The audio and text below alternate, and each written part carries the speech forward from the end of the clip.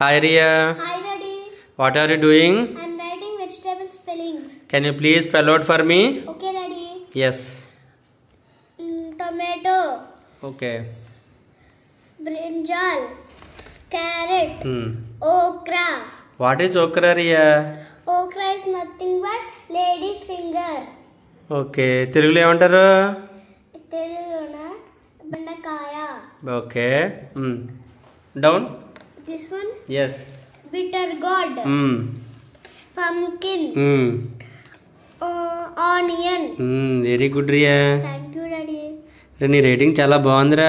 Thank you Daddy.